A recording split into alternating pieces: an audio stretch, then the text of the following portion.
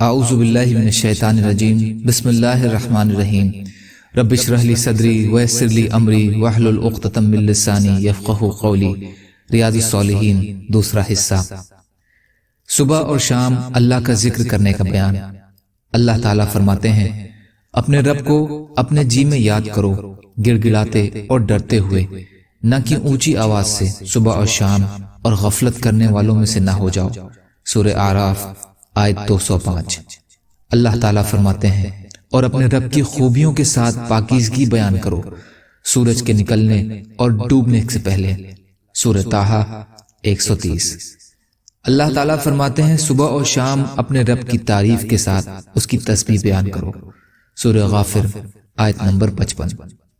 اللہ تعالیٰ فرماتے ہیں، اللہ کا نور ایسے گھروں میں ملے گا جن کی بابت اللہ نے حکم دیا ہے کہ انہیں بلند کیا جائے اور ان میں ان کا ذکر کیا جائے۔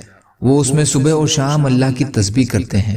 ان میں ایسے لوگ ہیں کہ انہیں کاروبار اور خرید و فروخت اللہ کی یاد سے غافل نہیں کرتی۔ سورہ نور آیت 36 سے 37۔ اللہ تعالیٰ فرماتے ہیں، بے شک ہم نے پہاڑوں کو ان کے تابع کر دیا، اور وہ صبح اور شام داؤد علیہ السلام کے ساتھ اللہ کی پاکیزگی بیان کرتے تھے۔ فائدہ: ان تمام آیات میں صبح و شام اللہ کا ذکر کرنے کا بیان ہے، جس سے اس بات کی ترغیب معلوم ہوتی ہے کہ صبح و شام خاص اللہ کا ذکر کرنا بڑا مستحب ہے۔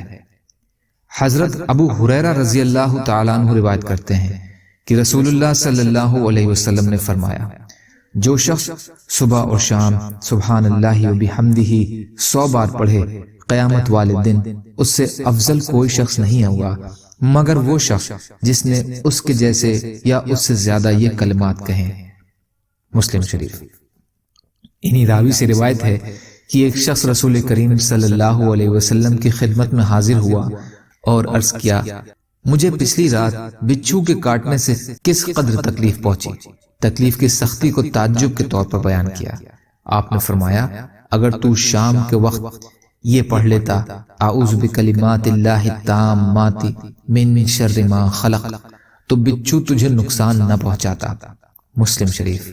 فائدہ: کلمات سے مراد اللہ کا کلام، اس کے فیصلے اور قدرت ہے۔ تامات سے مراد ہر نقص اور عیب سے پاک۔ مطلب یہ ہوا، میں اللہ کے بے عیب کلام، فیصلے اور قدرت کے ذریعے سے ہر مخلوق کے شر سے پناہ مانگتا ہوں۔ خطرناک جانوروں اور انسانوں کے شر سے پناہ مانگنے کے لیے یہ بہترین دعا ہے۔ یا اللہ ہم سب کو کہنے سننے سے زیادہ عمل کی توفیق عطا فرمائیے۔ یا اللہ مظلوموں کی مدد فرمائیے۔